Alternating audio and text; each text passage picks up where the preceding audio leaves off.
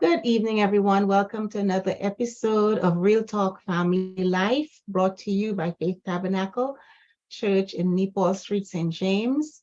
We are now streaming live on YouTube. And good evening, everyone. Welcome to another episode of Real Talk Family. And we are on Zoom. Again, invite your family members, friends, neighbors, church members to come and join us in this discussion. We've been talking about values, personal values, family values, and this is our second week addressing this topic. And we would like to hear from you. Feel free to participate either in the chat by posting a question or a comment or concern, or by raising your hand so we can open the mic, have you open your mic and ask your question. Those of you who are on YouTube, feel free to post your questions on YouTube. We will be monitoring the YouTube channel. So if there's any question that comes up, we will bring it to the team, to the panel, and we will discuss it and we will respond to it so you can get your answer. Again, welcome to Real Talk Family Life, another episode focusing on values. This evening we have as our panelists, Pastor Anthony Henry, who is the senior pastor of Faith Tabernacle, Nepal Street, St. James, and Pastor Anthony Chandler. And I'm so sorry, I'll have him introduce the church that he represents because for whatever reason it's slipping my mind right now. But I am going to have them both introduce themselves. I'll let Pastor Chandler go first so he can introduce himself and tell us where he is from. And then we'll move on to Pastor Henry. Well, good evening, everyone, and thank you again for allowing me to be part of this discussion, this panel. I am Anthony David Chandler. I am served now as the senior pastor of the Christian Union Church, and of course, we are located at Shekinah Place, that is 18 Jerry Street in St. James, and it's a privilege to be part of this program. And I look forward for a fruitful discussion on the topic at hand. So again, thanks for having me. And we look forward, as I said, to a meaningful interaction. Greetings, of course, to my friend and colleague, Pastor Henry. Good night, everyone. Thank you, Pastor Chandler. Thank you, Dr. Neff. And it's a privilege to be with you again for Real Talk Family Life. We are located at, as Dr. Neff said, at 70 Paul Street in St. James. And our mission is to get the gospel out. And for this program, we have recently cooperated with a number of pastors in the St. James area and other parts. And we are trying to make this a Caribbean ministry to reach other peoples throughout the Caribbean, the Western Hemisphere. And so we are glad those of you who have joined us, and we are looking forward to a great time this evening as we discuss this topic. Thank you, Dr. Lynn. All right, we will get started. We are committed to staying with you for an hour this evening. So we'll get started so we can take advantage of every second that we have in this hour. So again, we've been talking about values. We discussed some on personal values as well as family values last week. And we want to continue that conversation because there's so much more to discuss about values. And we're going to try to address a few key questions here with you this evening. And I'll start with the first question, and I will read the question to the panelists, and then we will have them respond. And here we go. Why should each person define for him or herself his or her personal values? Why should each person define for him or herself his or her personal values? And I'm going to start with Pastor Chandler. When we have come to a place of understanding where we are in relation to the values, and of course we're talking about these lifestyle choices that inform our behavior, inform our choice or interaction. When we are settled with that, it it's easier to live out these practices. And of course, it's both on an individual level and a family level. And of course, we're talking about the family, particularly in terms of that's where much of this will be formed in the first place. But it's very important, based on the question, that we know where we are, because as somebody said, if you don't stand for something, you'll fall for anything.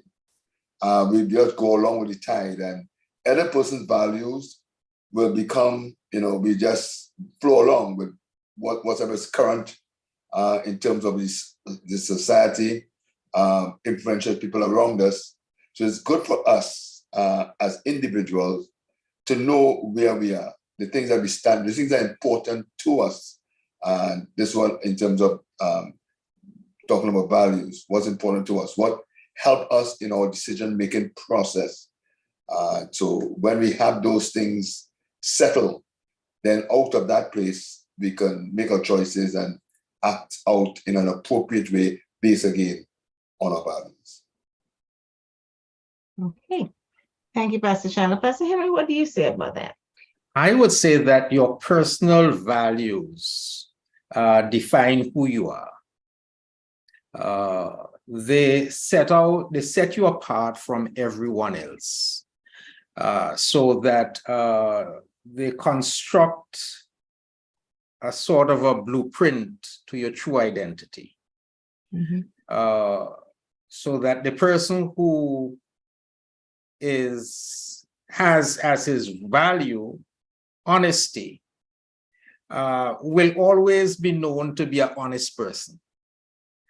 Mm-hmm. You can identify that person because the person has chosen that as his value system.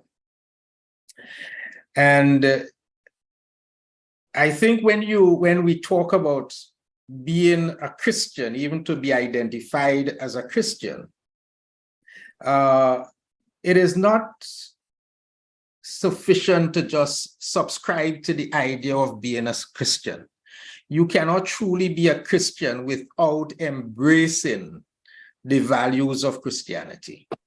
And sadly, there are too many people who associate themselves with groups, with the Christian religion especially. In as much as we are talking to a Christian group, they associate themselves with a Christian group, and they are known for probably the way they worship. They are known for the way they sing and what have you, and the other little idiosyncrasies that go with their fellowship. And little do they understand that the whole idea of Christianity is about living according to the values of Christianity.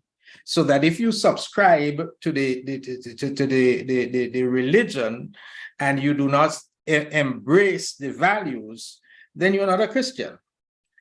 St. Paul, in writing to the Ephesians, I think it's in chapter 4, he says, let me read it. You were taught with regard to your former way of life to put off the old self, which is being corrupted by its deceitful desires, to be made new in the attitude of your minds, and to put on the new self, created to be like God in true righteousness and holiness. And he goes on to say, therefore, each of you must put off falsehood and speak truthfully to your neighbor. So that a value of being a Christian is to be truthful. And if you do not embrace truthfulness, you would lie from time to time. You see? And he goes on to say, for we are all members of one body. In your anger, do not sin. Do not let the sun go down on your wrath while you are still angry. And here we are seeing he's talking about self-control. And do not give the devil a foothold. Self-awareness. Anyone who has been stealing must steal no longer. Honesty. But must work doing something useful with their hands, that they may have something to share with those in need. And we are seeing independence and interdependence, so that you're able to support yourself, and interdependence, you're able to help others. that eventually and we all depend on somebody else. So that the whole idea of being something or somebody speak of subscribing to a set of values that constitute that what we claim to belong to. And I think that in this day and age, we need to be using more time to let people understand that it is your values that make you who you are. Dr. Neff, can I just jump back in? Yes. Yes, and I'm happy that Pastor Henry went that direction, because there's a caveat in terms of that question, what raises setting or identifying our personal values. And the caveat, of course, is that it must be based, those persons must be based on biblical values. So we can't end up, just what is comfortable for us or convenient to us, but it must be based on the values that we find for our moral and spiritual lifestyle development in the Word of God. So that's the caveat, that we are not free to, as I was saying, just go along and decide, okay, well, even though my church, the organization I belong to, these are their values in terms of their standards, but I am, more liberal, let's say, in terms of alcoholic consumption, and that varies, that have been discovering from place to place, even among persons calling themselves Christians. And some believe that social drinking is not a problem. And I'm not here to defend or take against that, but others have a strict abstinence approach to it. And so people decide, well, I could decide which camp I want to flow in. But of course, there are consequences either way.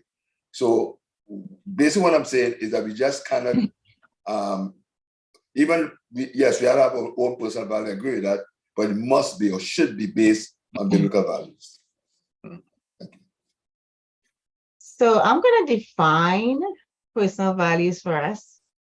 I'm a little, I know we are a Christian group, and we know our Christian foundation, but when we said that should, the Pastor Chandler that you just used, it's a little,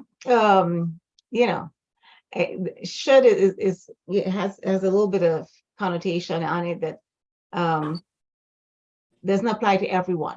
It may apply to us as Christians, but when we're talking about personal values, we are talking about deeply held beliefs and principles that guide individuals in their thoughts, their actions, and their decision making. These values tend to reflect what is important to a person, and they shape that person's identity and their behavior. Personal values are often influenced by factors such as culture, family, religion, mentors, and personal experiences. So there are many things that contribute to personal values. And for us who consider ourselves to be Christian and born-again Christians, certainly Christian values and Christian principles should be at the very core of our personal values. So we're going to move on to the second question, still talking about personal values. What are the pitfalls for not having defined your personal values? What are the pitfalls for not having defined your personal values? Pastor Chandler, I'm going to come back to you. Well, I think I mentioned before my statement, answer the last questions. And I see the main pitfall is that you would be influenced, you'll be openly influenced by other values. And, coming back to what I was saying before, and, I stand with it, even though I spoke in terms of context of Christians. Mm-hmm. I think the understanding is that there must be, I think you mentioned it in your definition, it comes from maybe a belief system, our environment, etc. It comes from somewhere. It's not fabricated out of thin air. So when we don't have a set of personal values, we are open to influence. And of course, some of that influence may not be positive. Some may be positive, as what was said. We could be mentors, etc. We mentioned, can help us in terms of forming wholesome values. Yeah. But again, we can be influenced by persons who are not good examples, and we may get associated persons with a criminal intent, or dishonesty is part of their values, in terms of by any means necessary. So if that's your influence under that, then you can have a bad outcome. That's Henry. Yeah, so that not having a personal defined value system will simply cause you to function by a value system that is driven by probably environment or circumstances. In other words, you do things that fit the occasion, that suit the occasion. You operate based on circumstances. So you do not have a set of values that drive you. And one of the persons that I like to refer to, that I think was a very good soul, but lost his way because he did not define for himself his personal values, was Judas. And I like the guy, and I see what his value system was. He wanted to get ahead in life. He materially, financially, he wanted to get ahead financially. He took the job as the treasurer among the group when Jesus had the little 12 disciples. He took the job as the treasurer. And you remember quite well when Mary brought the alabaster box and broke the alabaster box. Mm-hmm. Judas was so concerned about the amount that goes into the treasury. Well, why would you do something like this? Why didn't you just get the money and let us sell it so we can add to the coffers so we can give to the poor? All good intent, but he is driven by money. He doesn't have a personal value system. And I say that, and if he had a personal value system, loyalty was not a part of it. It is one of the things that we see in the world today, where we will get rich at any cost. And that drives a lot of the evil that we see in our society, especially among our youths. And so they will sell their souls to get some money. And somebody out there, and sometimes we need to call out some of these things that some of these $1 million men make, something about getting rich at any cost. It says that you have no value. If you're going to sell yourself just to get 30 pieces of silver, and mind you, 30 pieces of silver could buy a piece of land. So don't think it was just a little bit of money that Judas picked up. It was able to buy a lot of land, and that's a lot of money in Trinidad. Any part of the world, people spend a lifetime to buy a lot of land. But the value of loyalty, he never defined that for himself. And I say that because when he came to himself and he realized what he had done, he couldn't live with himself. And this is what happens with a lot of people, because you do not have that personal value system. You do anything, and then when the rubber hit the road, when the consequence step in, then you do something even more foolish. Right. So it's important that we identify us for ourselves what our personal values are. Thank you, Pastor Henry. Before we move on, I'd like to again invite the audience to post questions in the chat or to raise your hand so we can call on you to ask a question or any comments that you may have to what's being said right now. Also invite the YouTube audience to write your questions in the chat and we will respond to those as well. Before we move on to the next question, and while we're waiting for you to jump in and ask your questions, I'm going to ask Pastor Henry to prepare a video clip that we're going to share with you that would kind of guide the discussion on the next two questions. Yeah, just give me one second. Okay, go ahead. Sure. So again, you can post your questions, use the emojis to raise your hand. Let me keep looking for any raised hands, or feel free to jump in and unmute and ask a question if you have one regarding personal values. So it's this, I think.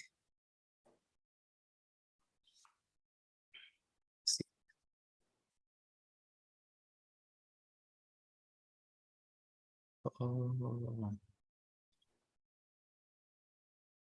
Just give me one sec here, please. Somehow I'm not sure I have the correct screen. I know I'm sharing. No, it's not this one. Stop share.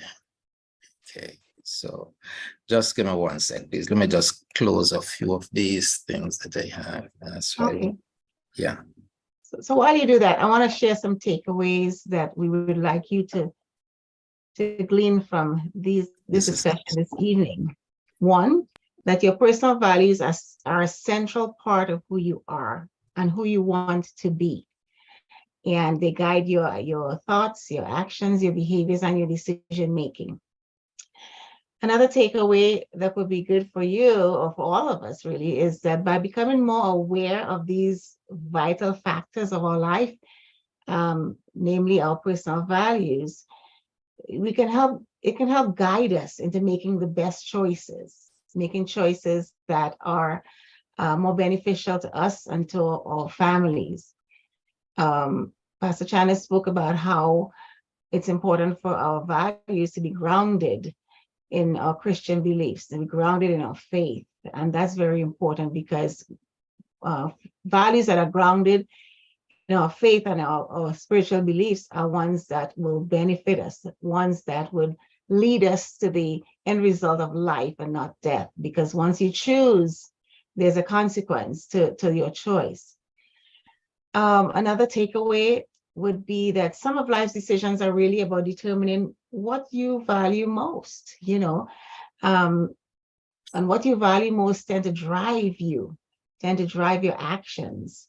So you really have to give serious thought to the values that you select or you claim to be your personal values, because your actions will literally sometimes your actions belie what you're saying. You may say my value is that I live my life by having really good integrity. I'm a person of integrity, but your actions may not show that you have integrity. It may belie what you claim to be your value.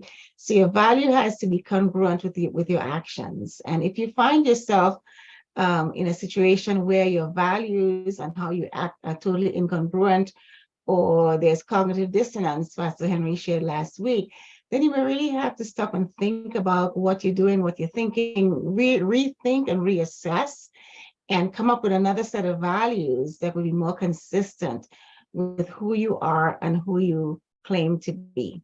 Are we ready, Pastor Henry? Yes, sure. Oh, okay.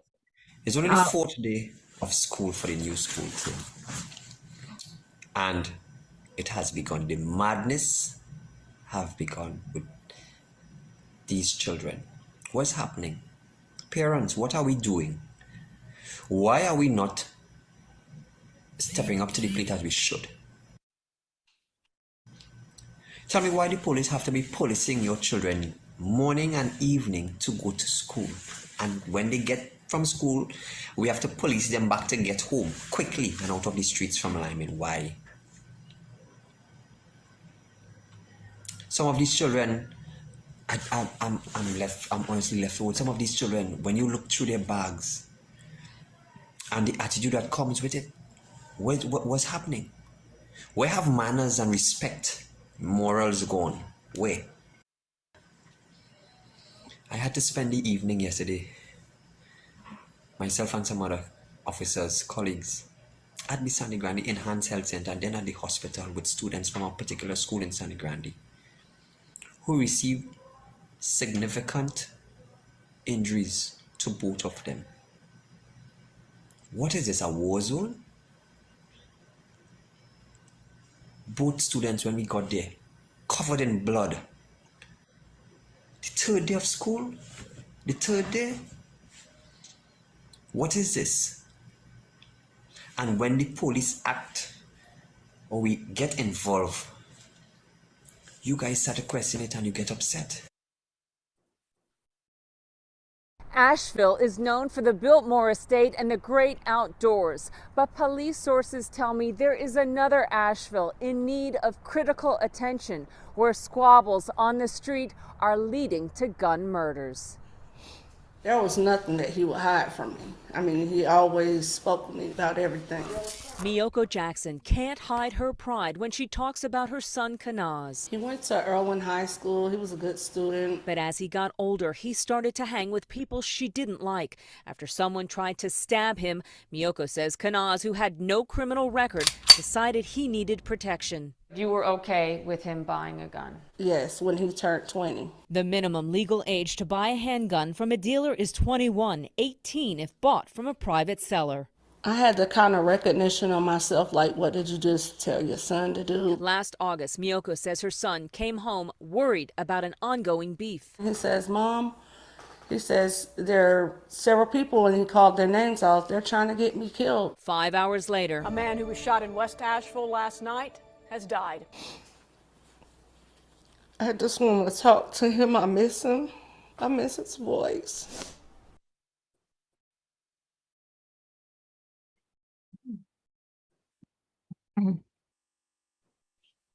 Wow. Very compelling. Some food for thought as I introduce the other questions that we have. And first, let me check the chat and see if there's anything in the chat. Here's one. Values help us discern moral questions and inform decision making. And here's a question. Is there any relationship between a person's values and his respect for self and others? Who wants it? Pastor Chandler, you want to address that?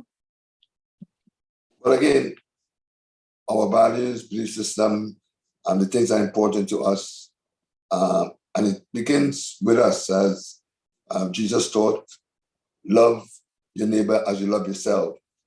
And so that's a value in itself, loving people, being able to live in a community in terms of interaction with others.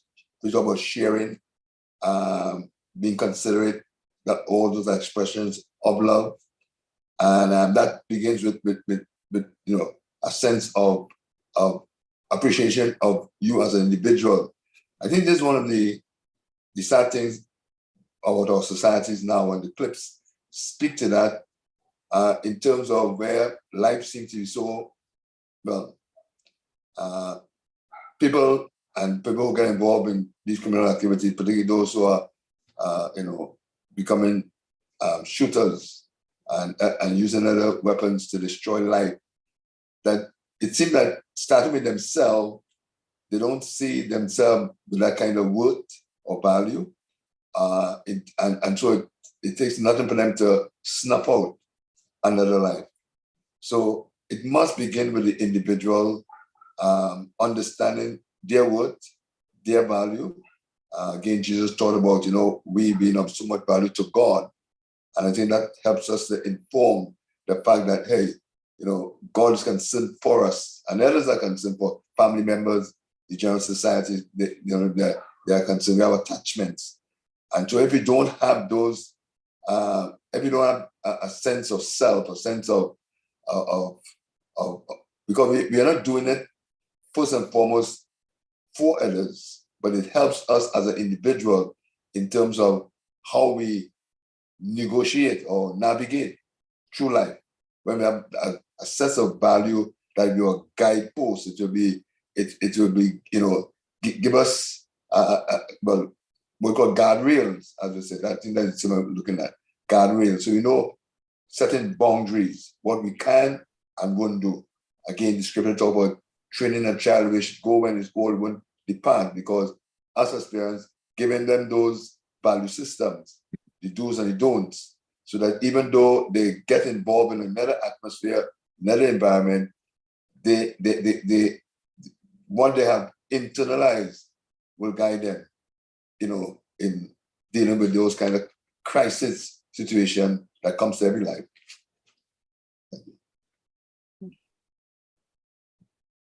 The video clip, talked about the concern for the youth and their choices, and how really across the board there's this criminal element that's occurring among our youth, and so many of them are getting hurt. So many innocents are being injured and hurt because of these choices, some of the choices that are made. You hear the parent talk about how, because her son was concerned about his safety, he felt that he needed to get a gun. And she supported that decision. But he ended up being the one who was killed. I mean, how, as a parent, I can't imagine how one would feel, how I would feel as a parent if I supported my child in making that decision and end up losing his life because of that decision. I mean, there's no guarantees one way or the other, but it's a difficult thing to have to live with when this happens. There's a comment in the chat: when parents do not exercise righteous authority and require their children to obey and honor them, they're only creating problems for themselves and society. They're also cursing their children with a life of problems, separated from the blessings of God. And that was a quote from Jimmy Evans. So parents have a tremendous responsibility in helping to shape their children's values and helping to guide them. And that's part of our charge, when we're given the blessing to be a parent, that's part of our charge and our responsibility. Most criminal behavior is driven by the incentive to get rich or to get revenge. How do we address this problem as parents and as Christians? Pastor Henry, I'm going to come to you first this time. Okay, so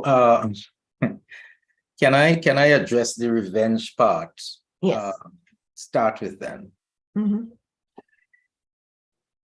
So that if we are going to help our children to get away from this whole idea of revenge, because it's one of the things now that is driving a lot of the criminal the violence. Let me not say criminal activity, but the violence in the society. It's the revenge. And we have to start with leaders, be they in the church, politics, government, what have you. We have to call them out for some of the things that they say and some of the attitudes they project on our society. There are those who think that moral strength is to counterpunch, to hit back when you are hit harder. If that is your value and that is what you see as glorified strength, at some point in time, you're going to get the gun to protect yourself. You're going to kill somebody, and somebody is going to kill you. Many years ago, I was doing a funeral service at the Nellis Funeral Home on Duke Street in Port of Spain. And the killing had just started in the East Dry River area of Port of Spain. And so I asked the gentleman who ran I mentioned the funeral man, the gentleman who ran the funeral home, in a very jovial way. And I said to him, you guys are making a lot of money these days. And he said, you better believe it. He said, you wouldn't believe that a young man came here just a few weeks ago, ordered his coffin, and he said to me he wanted a better turnout than the one that his friend, that I had done for his friend, just a few weeks before. Mm. So that the whole idea of revenge, it does not only take away the value of life, of someone else's life, but the person who is seeking revenge has no value on his own life because he knows that somebody is coming to get him also. And so the whole idea of hitting back hard and being strong, because to them it is strong. A young man from the same area, years ago I met him and he told me he's not coming to church because he has so much ghost and what have you and so on. He used to be in church as a Sunday school. So I thought he picked up the word ghost from the little Bible school lesson. So he had too much. I thought he was telling me he had too much Holy Ghost, so he doesn't have any need to come to church. And in remarking to someone, then I got to learn that the whole idea of having too many ghosts was the idea that he had killed too many people. He himself got killed because, when I learned that, I started to try to get hold of him and so on, but he himself got killed. So that to stop the violence, we have to go back to the biblical teaching and get people to develop and instill the value of forgiveness. If we can understand that and help others to develop the mindset of forgiveness, it would work. And it starts with parents. Parents cannot go to school because their child is bullied. You can't go to school and beat up another child and feel that you're strong. You can't take the child to school and tell the child, hit him back harder. And these are things that happen. And even within the church, we take the same, some of the same attitude to some of our young people. They do certain things and we can't find it within ourselves to forgive, and we still want to extract that revenge from them. And so I think that we would need to replace this whole idea of getting revenge or this value, because for some people it has become a value of getting revenge. We have to receive it with, we have to, put in its place a value like forgiveness, where we let the issue go. The principle of sowing and reaping. I don't have to get back at you because what you have done, you're going to be paid for it, and you're going to be paid in large amounts. We need to teach people the mindset of abundance. You can take from me my coat and I can give you the other, because where it came from, God has a lot more for me. And so you can learn to forgive. So we have to instill, we can't just be condemning. And that's one of the things that we have been doing. We are condemning these young people. We are talking about what they're doing, but we are not telling them what they're supposed, what are the right things they're supposed to do. And we need to start doing that, to instill in them that it's not about getting back and hitting back at what the person has for what the person has done to you. There comes a time when you let it go and you forgive the person because they don't know what they did. So Chandler? Right. So that speaks to us in terms of revenge as a motivator for our behavior, and of course forgiveness is a big thing. What's sad though is that some of those the push or the need for revenge could be, and it's not revenge, let's say, for killing a homie or injuring someone close to me physically, but it could be just what we call an insult or disrespect. So you're not taking that, you disrespect me, and so that in itself, you have to deal with the person for disrespecting you or disrespect your homies, person who are close to it, etc. So, and it's a whole matter of perceived strength, or what is perceived as, seeming to be strong, that you're not taking that from anybody, you don't take somebody lash in terms of that. And as Pastor Henry related to Jesus, encourages us to be willing to turn the other cheek. And that's powerful, right? Powerful. But in terms of money, I think it speaks to another value, money as a motivator for criminal behavior and other inappropriate actions. About contentment. One of the values we get from God's word, godliness with contentment is great gain. And there are people who laugh at Christians or some of us believers because they think that we are foolish in terms of just, looking for pie in the sky by and by. But even though, yes, we can, the Bible talk about working hard to provide for families and our loved ones, etc. Yet that value of being contented, I think it's a matter of contented at the moment. Not that, okay, you don't want to do better or be able to be more comfortable. But the fact is, where you are as you progress, you're satisfied. I'm here now. I probably need to go out to school, get some further education, and make a step up in terms of my job or my opportunities, fine, get into business, whatever. But where I am now, I am content. I'm looking over to the neighbors, being jealous of what they have and wanting to enjoy, not understanding that they've gone through a lot of hard work, sacrifice. So you're willing to do that. And again, that's another area that speaks to that, just looking for money. Because we have the word of God tells us the love of money is the root of all evil, just going after money for money's sake. And seeing that, and so many people, again, even Christians, see having a whole set of money as their end game. And they'll do anything to get it. Coming up just a while ago, and I see at the lottery booth a line extending, way around the corner as people trying to cash in on the $1 million. And because there are people who tell themselves, okay, I'm going to win this time. And when I get all this money, then at the end of all my problems. But of course, that's a lie. And it may be the beginning of a whole set of problems.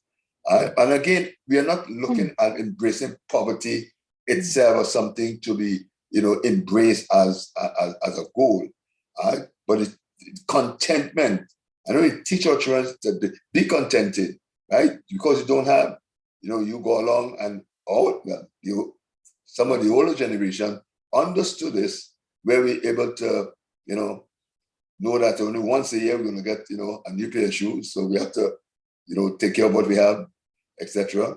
And that become a value. That becomes something we do. So we wash our shoes, we get it clean, so we know it doesn't last us for the year. But of course, when we have a generation go up without delayed gratification, not a part of the equation. And what we want is get to that now, and the parents all will get it at any means. Then you don't get that understanding that, listen, hard work, being contented in the present moment, knowing that you will be able, by God's grace and hard work, to do better later on.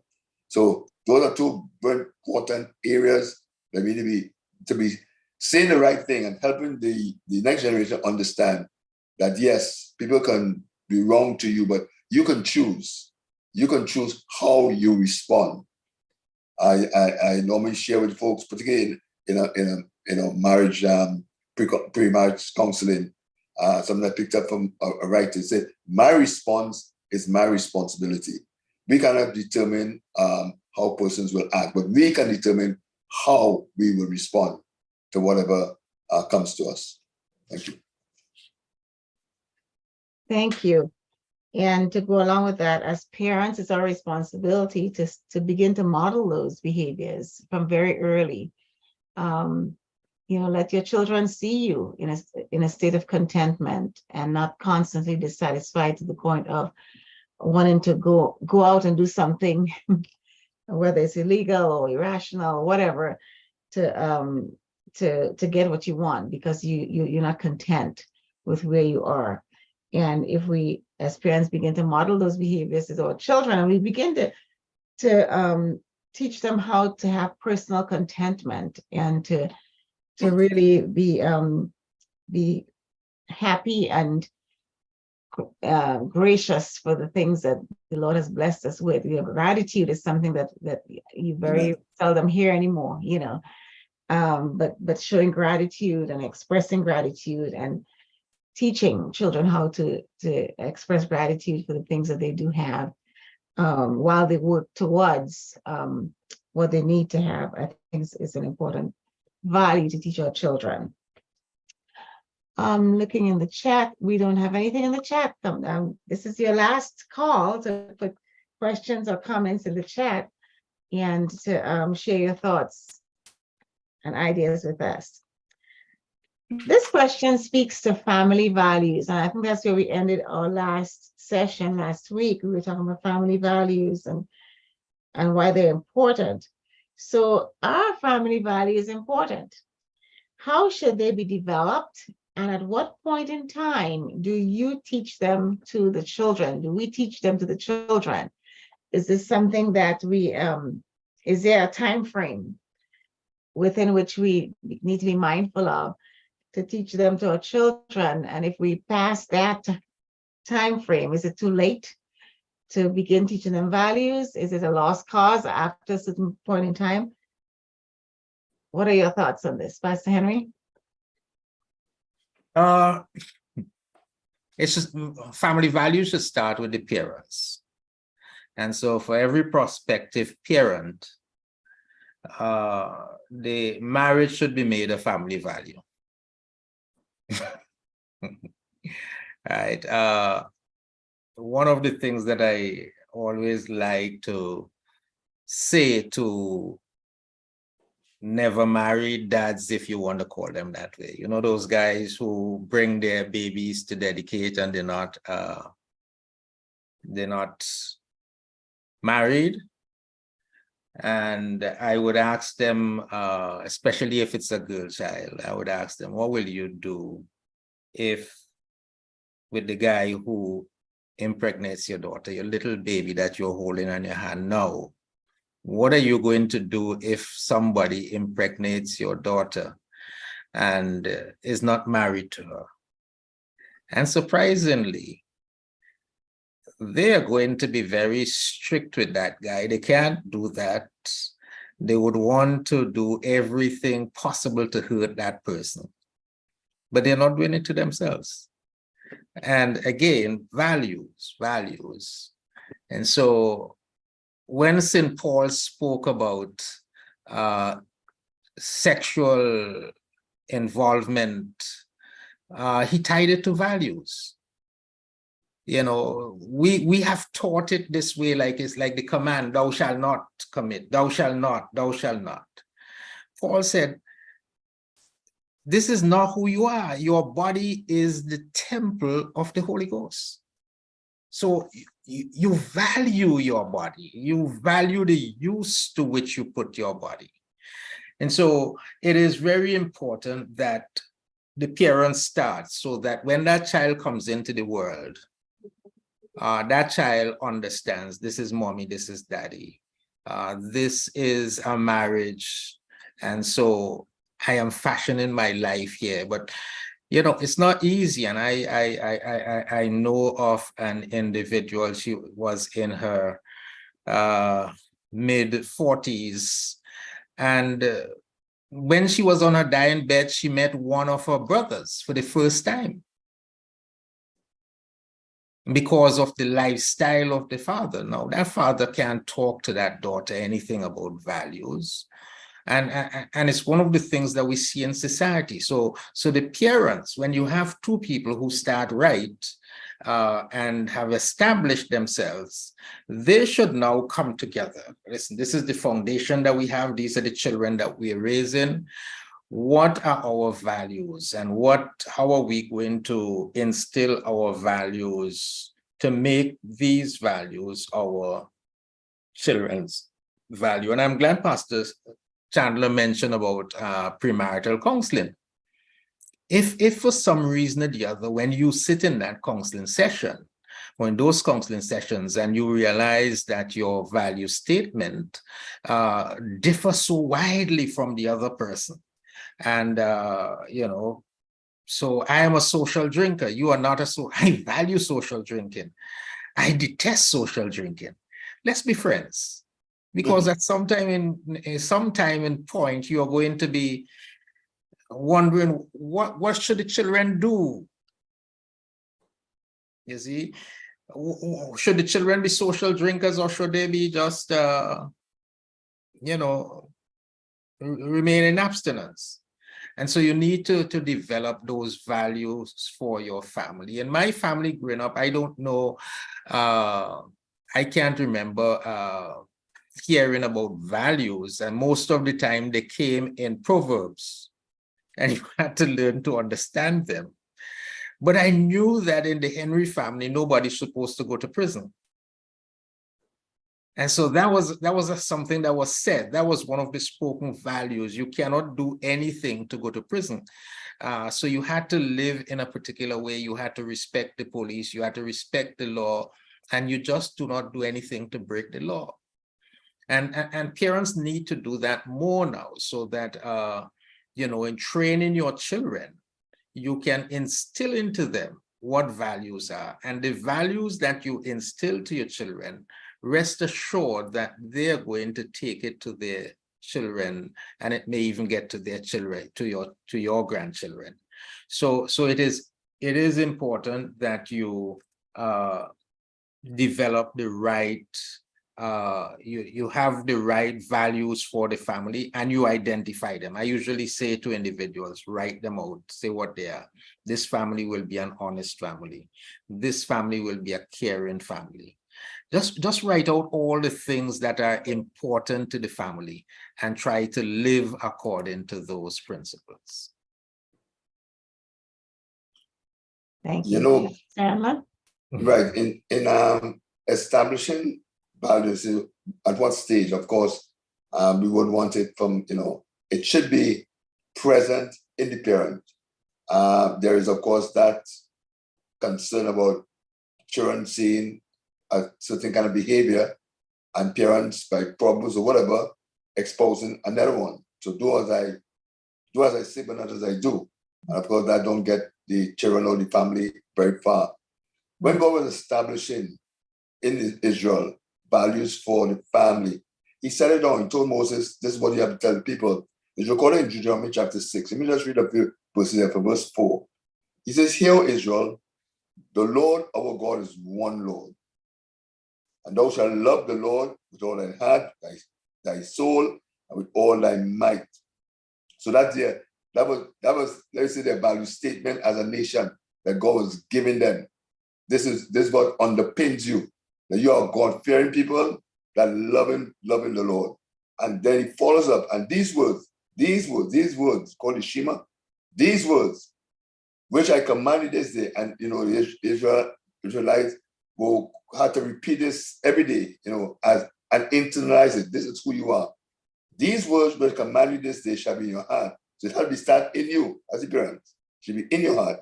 And then you will teach it, verse 7 tells us, diligently, that means intentionally, to your children, and shall talk of them when they sit by the house, when you walk by the way, when you lie down, when you rise up. They should be hearing that coming from you, repeating over and over. Bind them on the hand, put it on the wall, etc. Right? And so that they will know that these are the values that are driving you. Love for the Lord and your willingness to obey his commands. And so, but the important thing, it must start in you. And so to respond to that concern about where do we start? It starts, of course, with us. This is why, as you started about, identifying your personal values.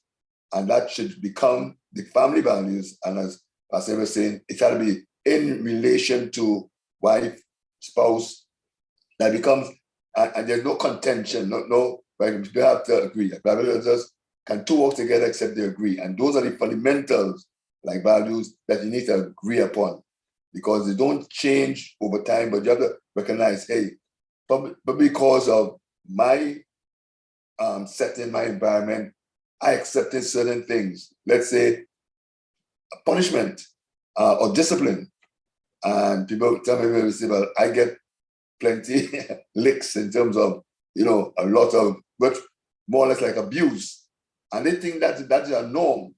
But the fact is, while we don't spare the rod, we don't, in terms of using it appropriately, we have to understand that, it may not, there are enemies. We have to talk about reproof, and the rod is you. So not everything called for, but if you have that understanding, that as a parent, right? Your children not supposed to respond. They're not supposed to say anything. And of course, some children are shut down. Don't tell me anything.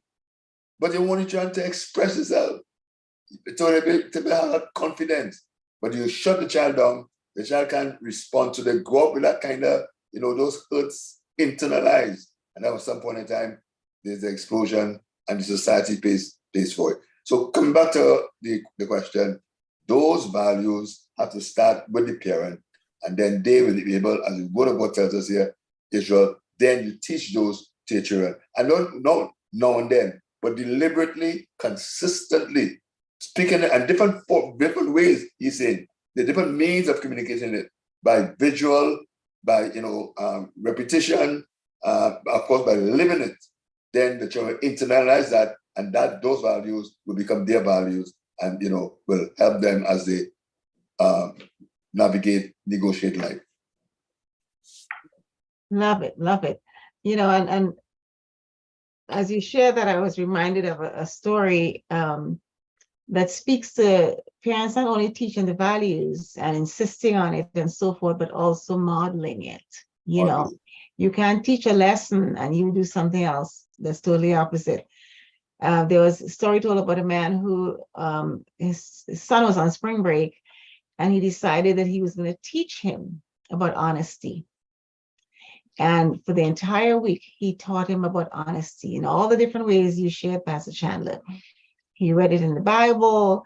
He gave him examples. He just taught him about honesty all week long. And as a reward for the son being so attentive and understanding the importance of that value, he says, I'm going to take you to see a movie. You pick what movie you want to see. So the child picks the movie. So they get to the movie, to the cinema, and the father saw that there was a certain price for adults and a certain price for children under 12. Well, his son is now 13. He whispers to his son, tell them you're 12.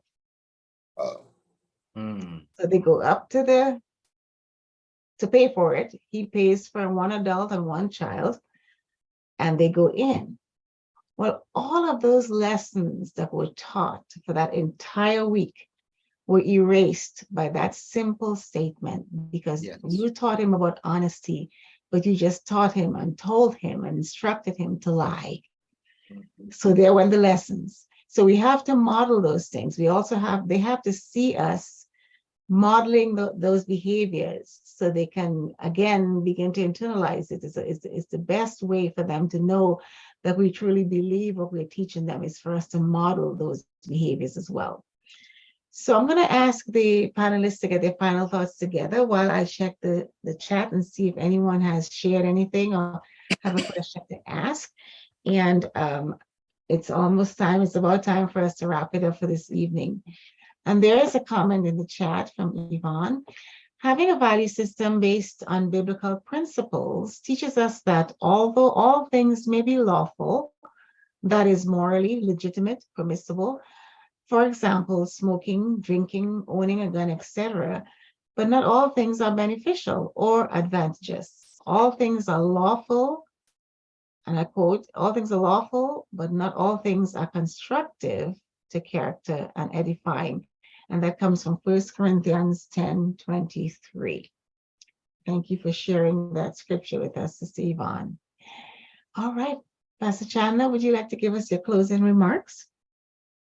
Well, values could make us literally or break us in terms of the values that we become our guiding principles of life. And of course, there's a generation effect on if we will adopt negative values or fail to adhere to positive values that we find in for instance, God, word, or faith, or family, or environment with a positive, we can find ourselves, being a negative influence to those that matters most, which are children, the next generation.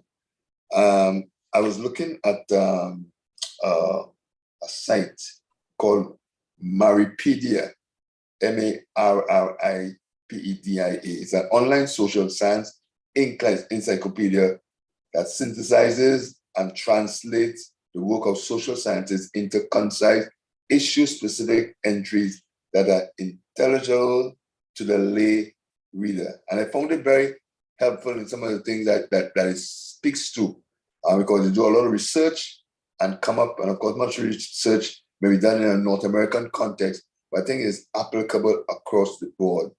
And it speaks to the fact that what has driven over the past years, probably the last 50 years or so, the whole change in values that we see in the world, things that were important, to us, that we are having an issue. One of the social sciences speak about, youth delinquency as a social disease, and the foundation of that, of course, is break down the family.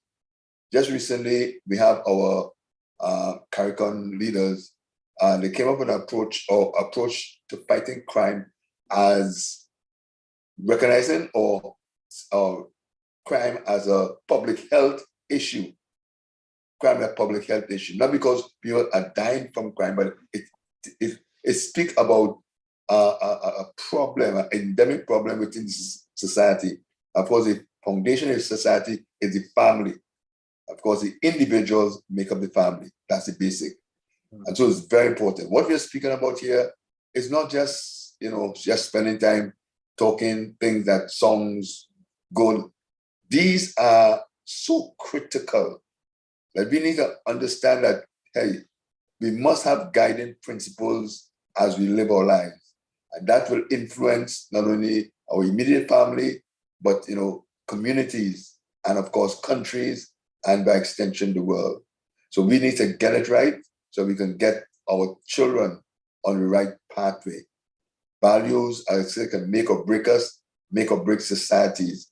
And I don't have the time to go through some of the findings here that the Myripedia have come up with, but there's some things that are so concerning. One of the things that it speaks to, of course, is the absent father, which has caused, such, and of course, the research to see that the percentage of criminal delinquent behavior in youth comes out of homes with a single parent, father's absent. And then one of the things on the other side, where you have a strong maternal presence, so even if the father is absent, if a mother's love is strong and focused, that could be a deterrent to negative behavior. So not just because these fathers are absent, automatically that's the end of it. I can speak to and salute so many women who have brought up children, boys, and have done well because they understood, that mother's love that could bring that calming influence upon them and give them values to respect others, respect women particularly. So let's, as a people, continue as a people of God, people of faith, understand these fundamental principles, internalize it ourselves, and by every means possible, pass it on to our children and our children's children. Thank you. Thank you, Pastor Chandler. Pastor Henry? I would say that we must identify our core values. And we need to get our young people to understand them and to identify them for themselves also. And so I would say in the Sunday school, we teach, we tell the children the story, but make sure that they understand the moral, what's the value behind the story, so that they're heroes and not just men who fight in a war, not men who just did valiant things, but men who live by principles. Don't just tell the story about Joseph and what he went through and what have you, but show the value of morality and his, having God as his, his source and everything else. We should make sure we do not behave like the Pharisees as parents, where we dictate our values, but we do not model them to our children. And I think this story that you gave is so true, is so important, that we cannot teach one thing and live something else. We need to ensure that we, we practice what we teach for our children. And we cannot stop crime in our society, but we can make a dent in it if we teach and model Christian values. I think that as a Christian church, we have become paralyzed in that I say paralyzed in dealing with the crime, because we tell ourselves we can't handle it anymore. We still have to learn to love people and to be willing to share with them. I remember in the 60s when things were extremely bad, civil rights movement in the United States, and they had the hippies and you had all of these, and it seemed as though values had gone to nothing. But out of that came men like David Wilkerson, who would go into, what's the place in New York there, not Brooklyn, the other part of New York, and would share the gospel. It was to the north of going more to Bronx. The Bronx, yes. The Bronx would go there, and among those young men, and would share the gospel with them. And even though they threatened to kill him and all sorts of things, I think to Cruz, he would say to Cruz, even though you cut me in 100 pieces, every single piece would cry out, I love you. We still need people like that to have those sort of values, that my life, I value it, but I have given it for you and I love you. And so when you tell people that you love them, you're willing to go to the extreme, to the other end, to show them that love. And it's the only way we are going to change our society, when we start to practice the values that we preach, and we shall see things change. And I believe that we can have a revival, not just the clapping and the singing and what have you. We can have a real revival where we see men and women turning their lives around and living by godly principles and standards, where the guy would give up his gun and say, listen, I am tired of this. I am not going to live this anymore. I'm going to give my life to Christ. I'm going to live according to his word. I think that is still doable when we get back to teaching values and practicing values in our society. Thank you, Pastor Henry. So here's my final key takeaway for this evening. When how you live matches your values, life is usually good. That's when you can really enjoy true contentment, because how you live matches your values, so you can be content. But when your existence does not align with your personal values, that's when things go wrong. That's when things begin to feel wrong. That's when you experience unhappiness, because your values and how you live are out of alignment. So along with identifying what those values are, along with prioritizing those values, make a conscious effort to live your values. Live your values so that you can have that alignment and true contentment, and your life will line up with the God's order for us. Thank you all for being here this evening. Thank you for spending your time listening to this discussion on values. Thank you, Pastor Chandler, Pastor Henry, for sharing your thoughts, your experiences, your wisdom with us. And I will now pass it back to Pastor Henry in his pastoral hat and have him close us out and tell us a little bit about next week's session. So next week's session, we are looking at the value of self-control. And I think that would make a lot of sense, having to do with the discussion this evening. I think it's a nice segue into that particular value of controlling ourselves, because there's so many people who do foolish things simply because they lost self-control. So join us, invite a friend, and let's